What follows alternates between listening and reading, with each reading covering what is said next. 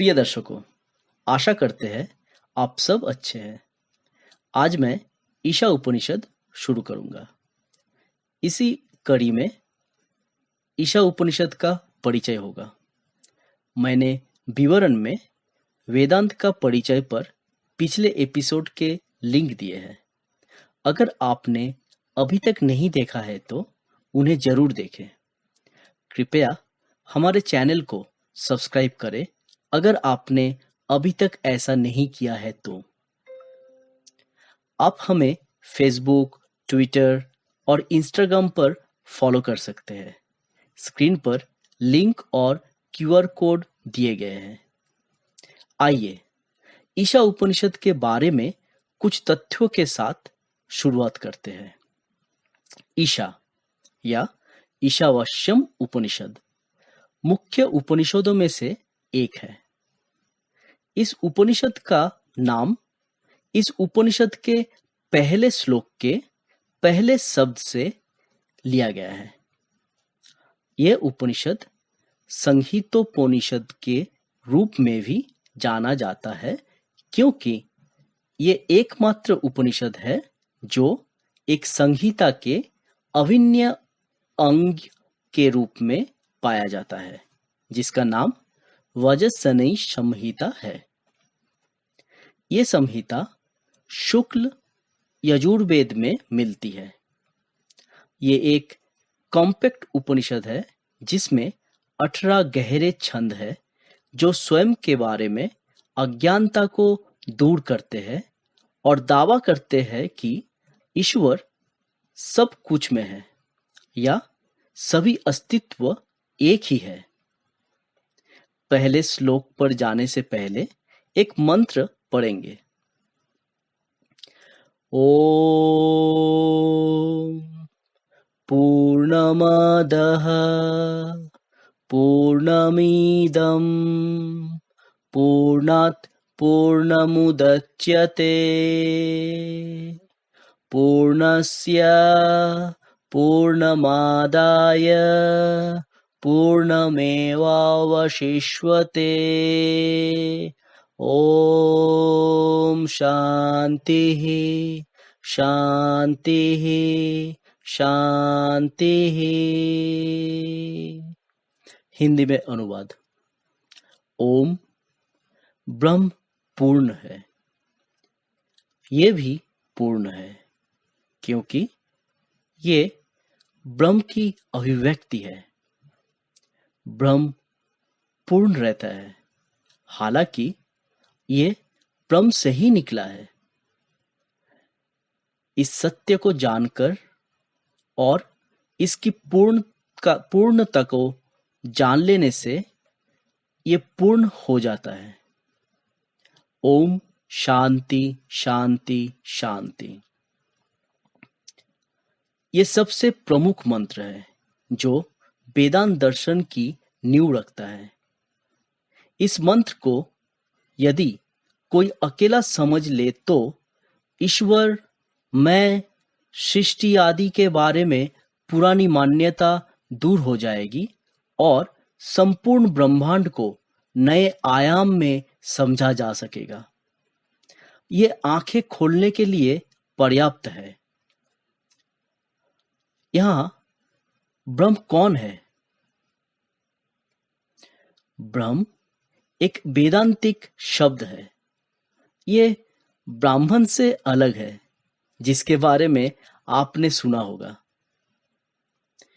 भगवान, ईश्वर, परमेश्वर, परमात्मा, पूर्ण सत्य, शुद्ध चेतना, अमूर्त वास्तविकता, परम वास्तविकता, सभी अस्तित्व का कारण, ब्रह्मांड के निर्माता। हिंदू धर्म के अनुसार ये ब्रह्म है। वैष्णववाद के अनुसार विष्णु या फिर कृष्ण ब्रह्म है। शैव उसे शिव कहते हैं। सिखों के अनुसार ओमकारा या रब्बा। ईसाई धर्म के अनुसार गॉड या सर्वशक्तिमान, और इस्लाम के अनुसार अल्लाह या खुदा, बौद्ध धर्म के अनुसार शून्य, कुछ नहीं, नास्तिक के अनुसार भी कुछ भी नहीं। आप जो कुछ भी मानते हैं या आप उस सर्वोच्च वास्तविकता में विश्वास नहीं करते हैं, या फिर पूरी सृष्टि का मूल कारण ही ब्रह्म है, उसकी शुरुआत कैसे और कब हुई ये कोई नहीं जानता। ये कब और कैसे खत्म होगा ये भी कोई नहीं जानता। कोई नहीं जानता कि ये कैसा दिखता है, कोई रूप भी है या ब्रह्म निराकार है। कोई नहीं जानता कि शुरुआती बिंदु कहाँ है और अंतिम बिंदु भी कहाँ है। इस प्रकृति के कारण वह अनंत, असीम, निराकार, आदि अंतहीन, कल्पना से परे है। ब्रह्म को किसी इंद्रिय या बुद्धि या विचार या किसी सुपर इंटेलिजेंट मशीन या कंप्यूटर से कैद नहीं किया जा सकता है। ब्रह्म का अनुभव नहीं किया जा सकता, और तर्क के लिए यदि संयोग से अनुभव किया भी जाए तो कोई भाषा नहीं है जो ब्रह्म का वर्णन कर सके। ये कौन है? ये ब्रह्म एक रूप में है, कोई आधार में चेतना है, आत्मा या स्वयं है। ये केवल मैं ही नहीं,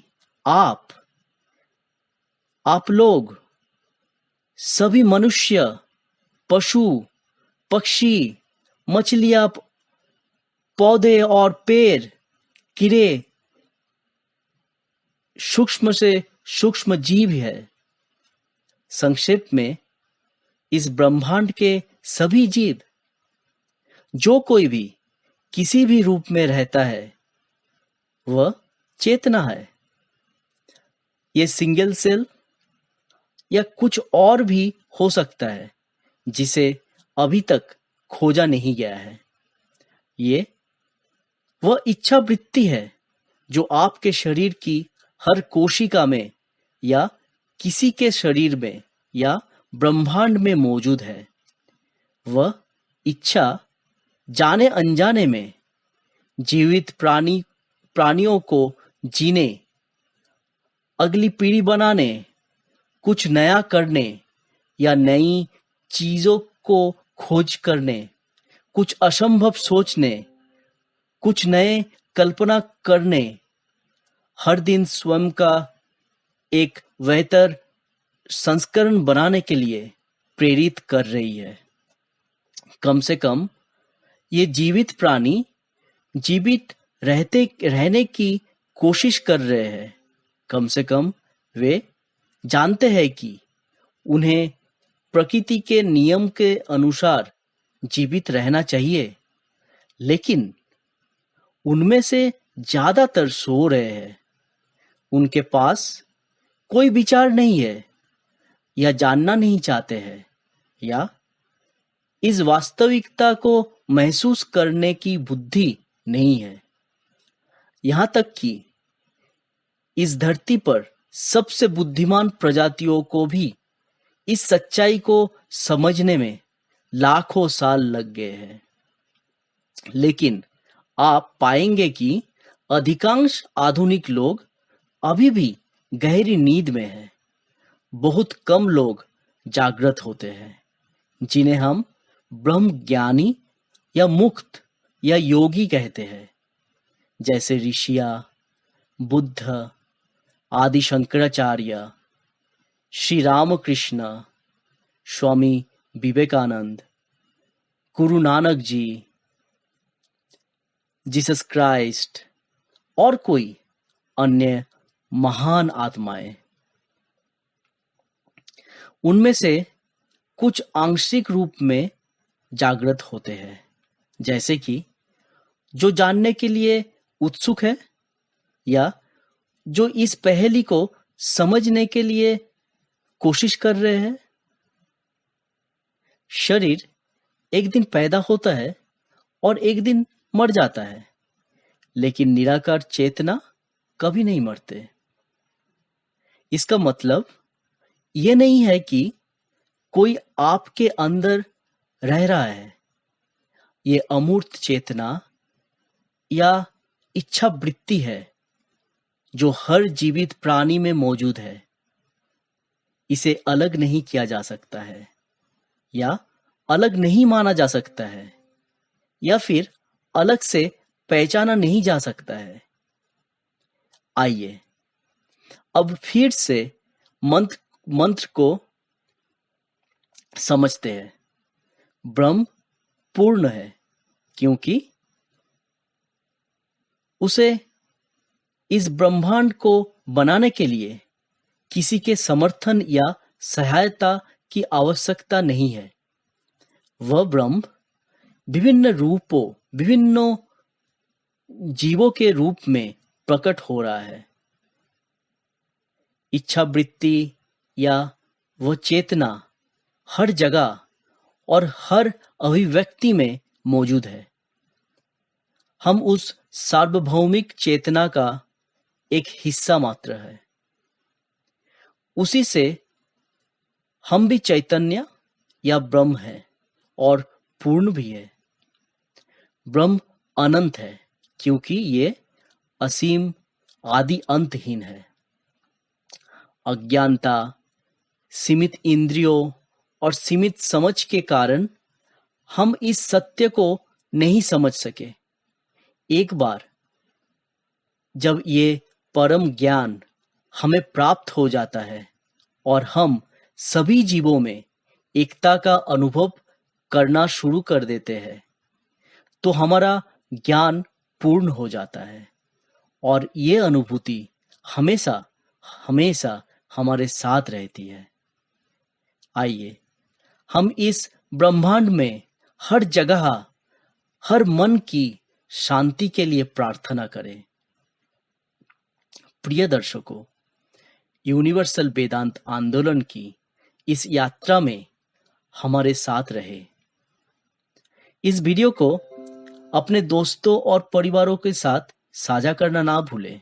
वीडियो को लाइक करें।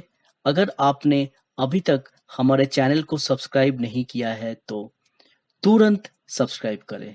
आने वाले वीडियो की नोटिफिकेशन पाने के लिए बेल आइकन को दबाएं। अपने विचार कमेंट सेक्शन में साझा करें। धन्यवाद। आपका दिन शुभ हो।